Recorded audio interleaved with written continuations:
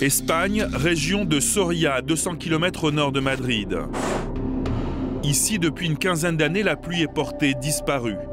Premiers touchés par ce phénomène climatique, les agriculteurs qui ne reconnaissent plus leurs terres. La terre est très sèche et on est début mars. D'habitude, elle est très humide à cette époque. Regarde, elle est très sèche. Bien sûr, il n'y a plus d'eau ici. Pas une goutte de pluie n'a touché terre à Soria depuis plusieurs années, alors que de l'autre côté de la montagne, en Aragon, l'eau coule et est consommée sans modération. C'est même la région la plus orageuse d'Espagne. Problème, ces orages s'accompagnent généralement de grêles. Et chaque printemps est un désastre, pas seulement pour les agriculteurs, mais aussi pour la population. En Aragon, la lutte anti-grêle est développée et financée par la région. Et cette lutte, cette bataille contre le ciel est menée par un ensemble de petites communes, à peu près 150 municipalités. Face aux centaines de milliers d'euros de dégâts causés par la grêle, les paysans utilisent depuis quelques années une méthode radicale et connue de tous, l'ensemencement de nuages, qui consiste à diffuser du iodure d'argent dans l'atmosphère pour déclencher la pluie de manière artificielle. Les générateurs ont donc été installés dans les endroits les plus touchés par la grêle et sont contrôlés par la préfecture. Dès qu'il y a une menace d'orage, nous allumons ces générateurs et nous envoyons les atomes de iodure d'argent sur les nuages pour déclencher la pluie avant que la tempête de grêle ne soit trop forte. D'un côté, une région, Aragon, qui fait pleuvoir artificiellement pour réduire les risques de grêle et préserver ses récoltes.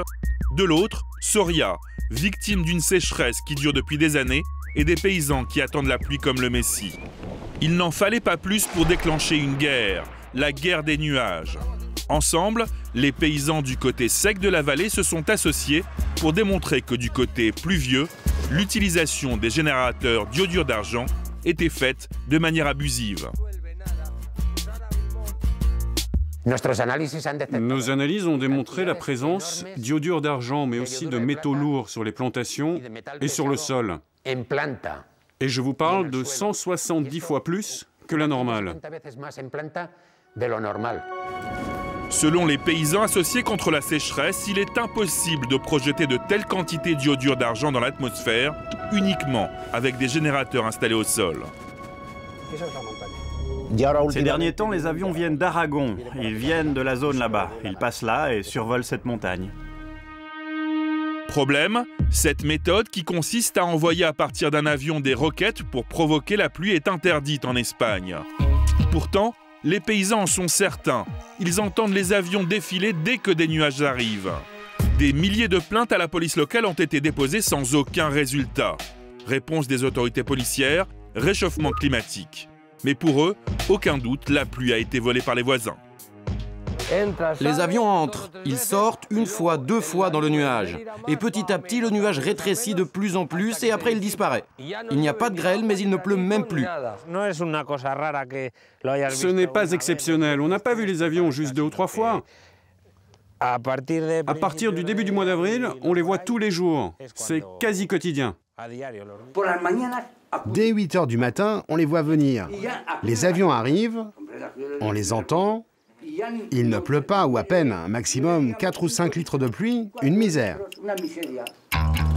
Excédés, ne trouvant aucun appui auprès des autorités, les associés se sont donc payés un drone, un avion espion, utilisé par les États-Unis et Israël au Moyen-Orient.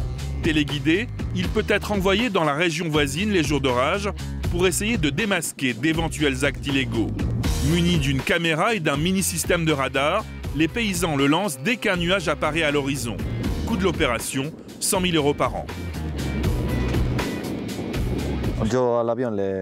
Moi, je transmets à l'avion les plans de vol, je lui donne les coordonnées, la latitude, la longitude, l'altitude et la vitesse.